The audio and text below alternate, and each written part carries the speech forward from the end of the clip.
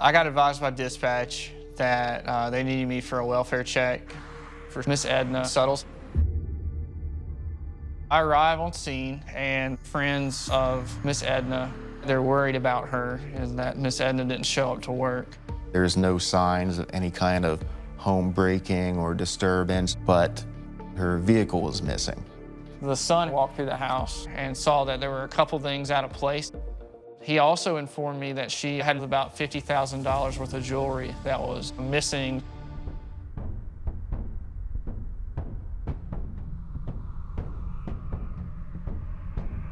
Edna's vehicle was found just outside of a hotel in Travelers Rest.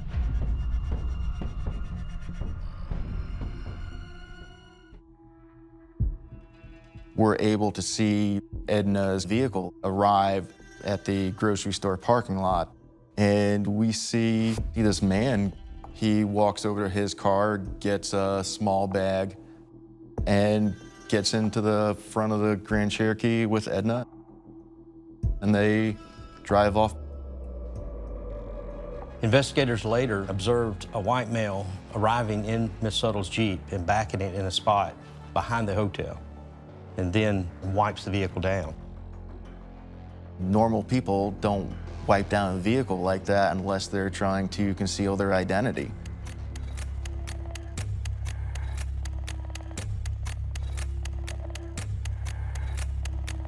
The white male had went inside the grocery store and purchased a 4-pack of yogurt. He scanned his supermarket discount card. We were able to get the information for that value card back from the grocery store. It was Daniel Prince out of Bostic, North Carolina. I ran a criminal history check on him and found out he had a pretty scary criminal history, including kidnapping.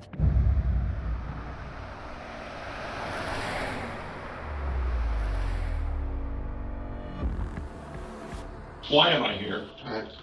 I'll talk to you about August 27th, 2021 of this year. Do you remember where you were at? Not specifically. Where do you think you were at? I do a lot of home remodeling, home repairs. Where's your jobs in South Carolina taking you?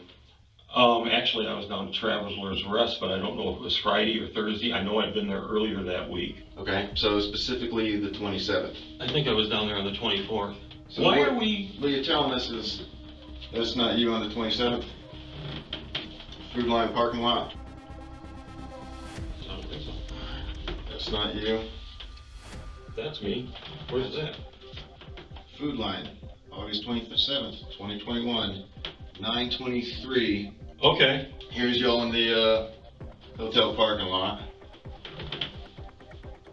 Okay. Yeah? Oh look, you're walking around the car. Yeah. You wipe the entire car down, or is you getting back into your car and driving away? Look, man. Where's that? I don't have a clue. We need to know. Listen, Dan. Where is Ed? I don't have a clue. Dan? Dan, please. Her family is desperately looking for her. I dropped her off at her house. It's not making sense. I mean, you're the last person to be in a vehicle you wiped out of a lady that's missing. That sounds really up. It does. It does. That's why we're here. I took her home. I dropped her off and I left. It's obvious that he knows a lot more about what's going on. So what we decide is to end this conversation, to gain more evidence, come back and re-interview him. Yes.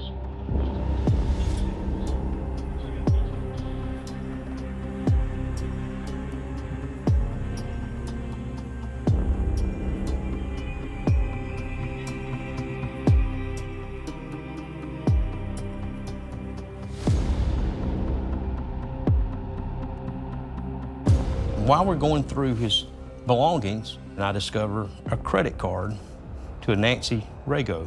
It seemed that Prince made himself the power of attorney for this lady.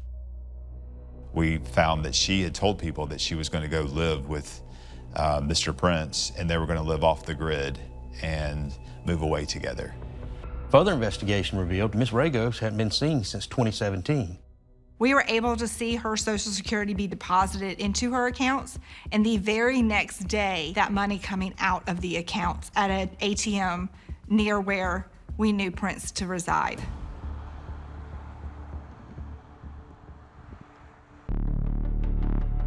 One of the things that was recovered was a cell phone for Dolores Sellers, who I learned was Nancy Rigo's mother. Dolores Sellers passed away within weeks of Nancy Rigo's disappearance. We began to suspect there was something nefarious with that as well.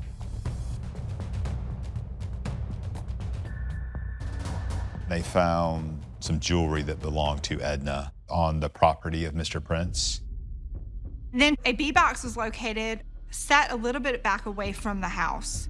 And when they looked inside, they found Edna's car keys. And also, they found the yogurt cup. The yogurt we knew he purchased at the grocery store.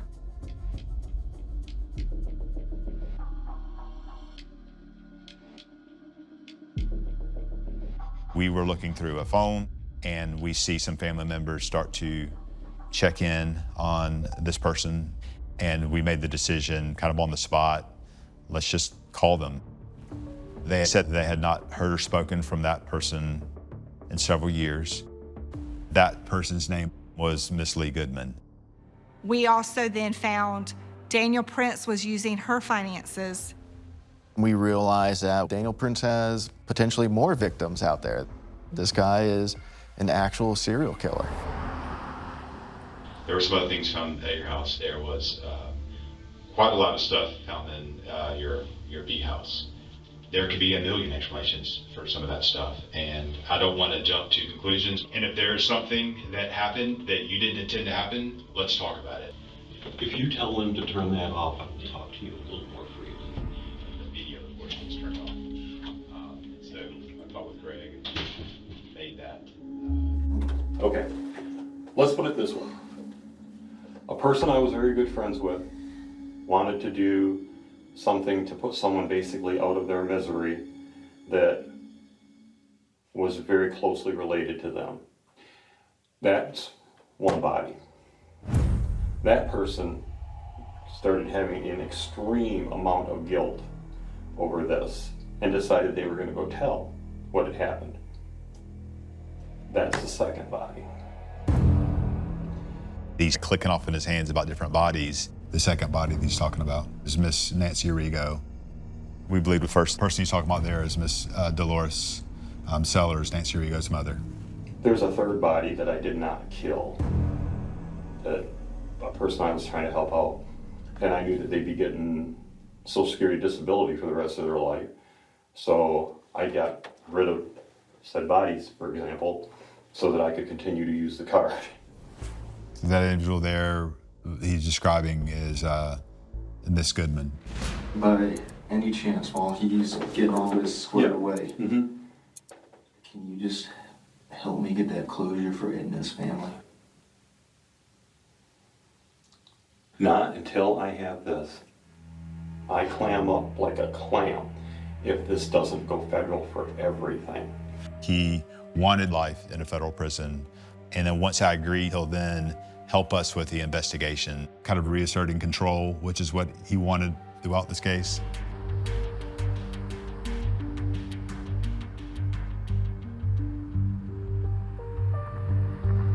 The body of Miss Rigo and Miss Goodman were not able to be recovered.